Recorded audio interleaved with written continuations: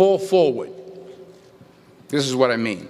If you don't fail, you're not even trying. What are you going to do with what you have? I'm not talking about how much you have. I was a 1.8 GPA.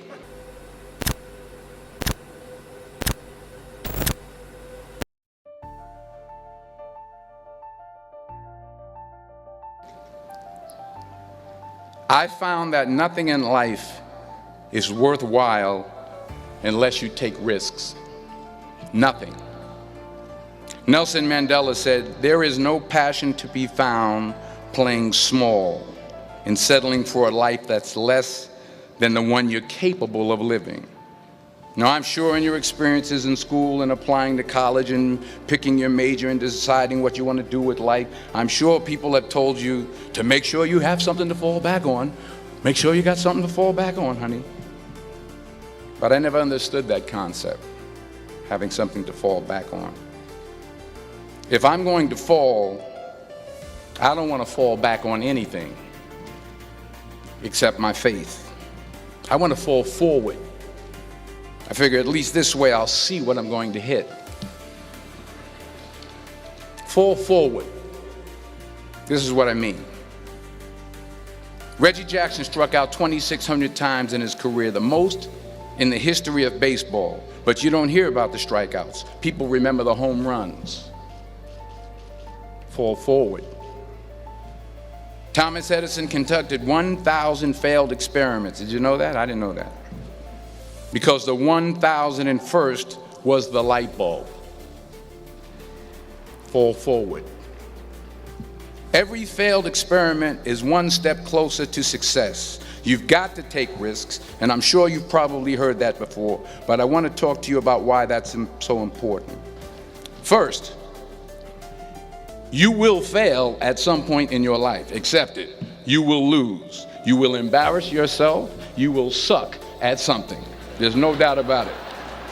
And I know that's probably not a traditional message for a graduation ceremony, but hey, I'm telling you, embrace it, because it's inevitable. And I should know.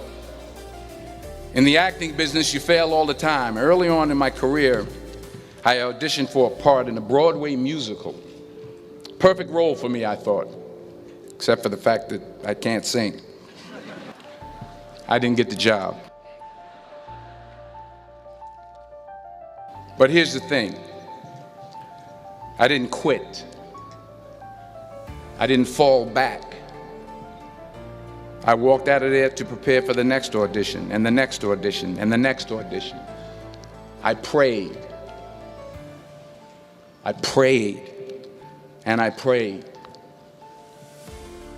But I continued to fail, and fail, and fail. But it didn't matter, because you know what? There's an old saying, you hang around the barbershop long enough, sooner or later you're going to get a haircut. So you will catch a break, and I did catch a break. Last year, I did a play called Fences on Broadway. But here's the kicker. It was at the Court Theater. It was at the same theater that I failed that first audition 30 years prior.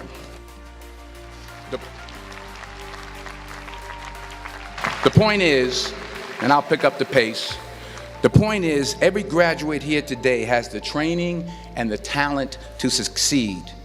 But do you have the guts to fail? Here's my second point about failure. If you don't fail, you're not even trying. I'll say it again. If you don't fail, you're not even trying. My wife told me this great expression. To get something you never had, you have to do something you never did. He says, imagine you're on your deathbed, and standing around your deathbed are the ghosts representing your unfulfilled potential. The ghost of the ideas you never acted on. The ghost of the talents you didn't use. And they're standing around your bed, angry, disappointed, and upset. They say, we came to you because you could have brought us to life, they say. And now we have to go to the grave together. So I ask you today, how many ghosts are going to be around your bed when your time comes? I just got back from South Africa. It's a beautiful country, But there are places there with terrible poverty that need help. And Africa is just the tip of the iceberg. The Middle East needs your help. Japan needs your help. Alabama needs your help. Tennessee needs your help. Louisiana needs your help. Philadelphia needs your help. The world needs a lot, and we need it from you. We really do. We need it from you young people. I mean, I'm not speaking for the rest of us up here, but I know I'm getting a little grayer. We need it from you, the young people, because remember this. So you got to get out there. You got to give it everything you got, whether it's your time, your talent, your prayers, or your treasures. What are you going to do with what you have? I'm not talking about how much you have. Some of you are business majors. Some of you are theologians, nurses, sociologists. Some of you have money. Some of you have patience. Some of you have kindness. Some of you have love. Some of you have the gift of long suffering. Whatever it is, whatever your gift is, what are you going to do with what you have? All right, now here's my last point about failure. Sometimes it's the best way to figure out where you're going. Your life will never be a straight path. I began at Fordham University as a pre-med student.